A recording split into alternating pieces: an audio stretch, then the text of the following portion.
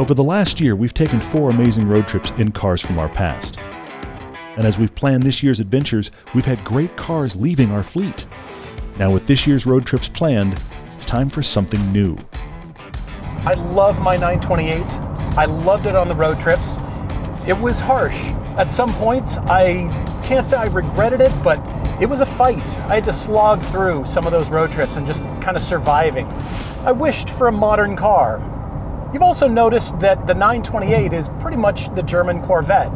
And believe me, I'm a Porsche guy. I love Porsches of all kinds. I love 911s, but most of all Caymans. I love the mid-engine feel. So I own a German Corvette and a mid-engine Porsche, and I've always talked about C8s as the Corvette I would buy. And I bought one.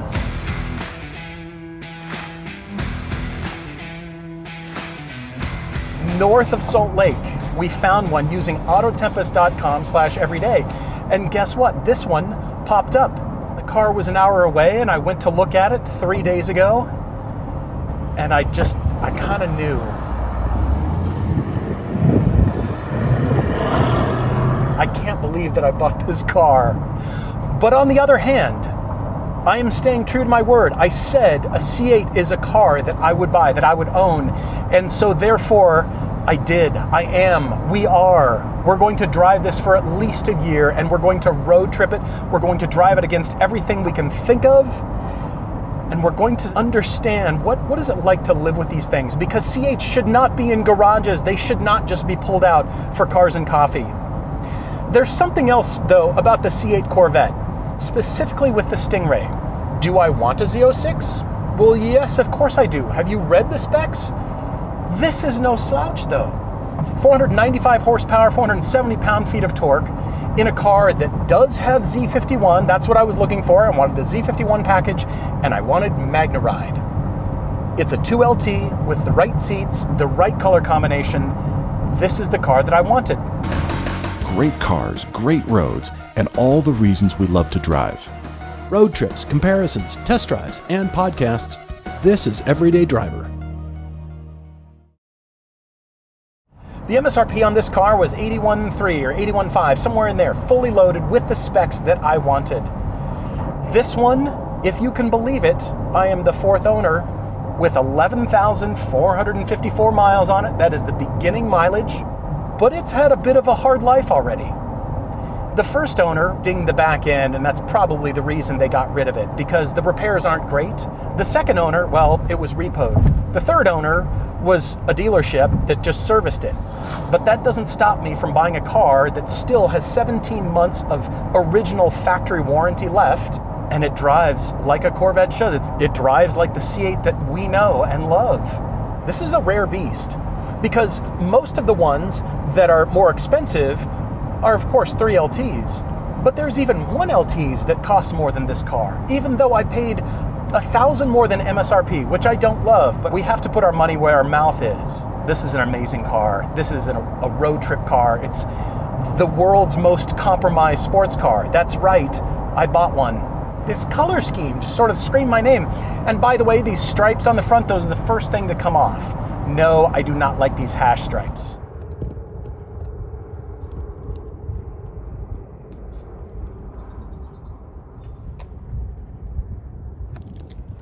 Look how easy these come off. Yeah, this is, here we go. Yeah. That's so satisfying. It's a satisfaction video. Oh, that feels so good. There's a big difference between all the press cars that we drive and any car that we review for comparisons. I have this detachment. I have an arm's length attitude. There's emotion on how it makes me feel as far as the driving characteristics, but there's no connection to your bank account. Well, I guess it's my bank account. And that's just it. These cars are expensive, that's where we're at, but this 2LT was the right price between all the non-fully loaded, non-Z51, non-MagneRide equipped low base end cars that were still almost as much as this, and 3LT, just regular Stingrays that cost $96, $105, $109,000. The Z06 is so far out there that it's almost not a Corvette. It's the supercar by Chevy. This is the sweet spot. Oh, bumps with Magna Ride is the best. Yes. It's still almost 500 horsepower in a 3,300 pound car. I mean, what more do we want? Nothing. We want this. So you're with us. You're with us along for the ride. I bought a C8. What did I do? I need counseling or something.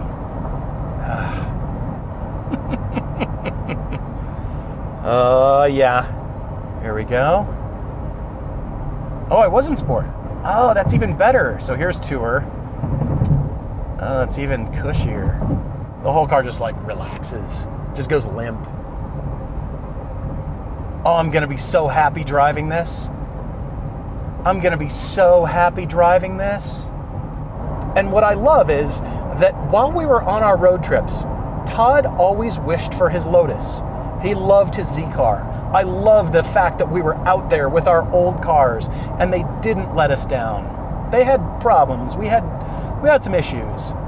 But the whole time, Todd lamented that he wished for his Elise, especially on some of the roads that we found, those spaghetti strings laying on the sides of mountains way up high. And he said the next road trip series that we do, I want to be driving my Elise.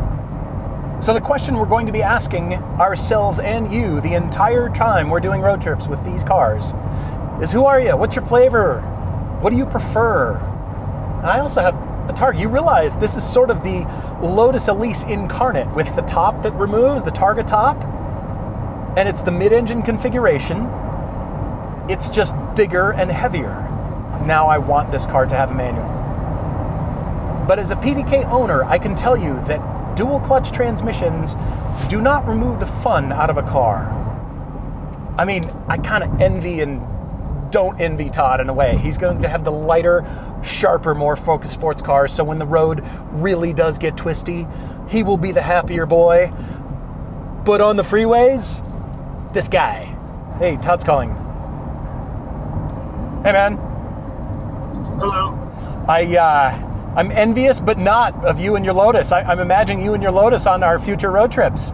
And this is pretty comfy over here. I gotta admit. You're going to have an awfully comfortable time there. I have no doubt when I pull the Lotus out for a road trip, we're going to swap roles from our road trips prior. You know we are. It's pretty comfy. The seats are great. They're cooled. Look at that. They're cooled. Well, yeah. That's nice. My seats are seats. Your seats are lawn chairs. US versus UK, such a trade-off in terms of dynamics, but same recipe, done totally differently. I'm looking forward to that. That's really interesting. Not that I love heavy cars. I don't want heavy cars. But, you know, there's the trade-offs for the road comfort, right? Totally, yes. Already, I can tell this is the highway cruiser. This is excellent. I bought the nicer car. I'm going to be the one that's comfortable this time around. It's going to be quiet. I've got Apple CarPlay. I've got a nav screen. I've got information. I've got magnetic ride here. This is the show's car. It's going to be compared, and we're both going to be driving it. It's primarily the one that I'm going to be driving on our road trips, but we're going to swap cars. We're going to take this everywhere. This has miles in front of its windshield. And I still love that it's a V8. Long live the V8.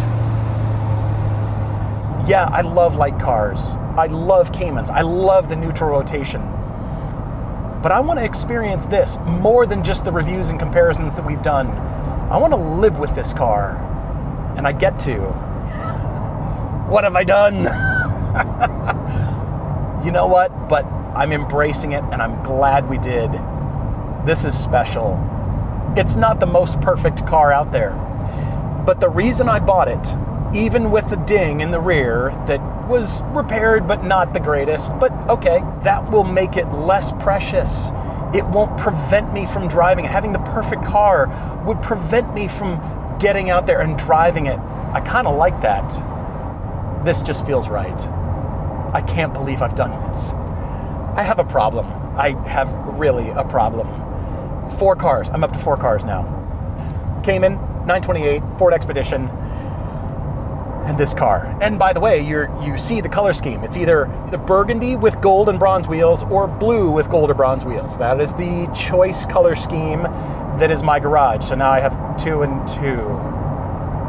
That's okay. Todd has a Cayenne collection. I don't feel so bad.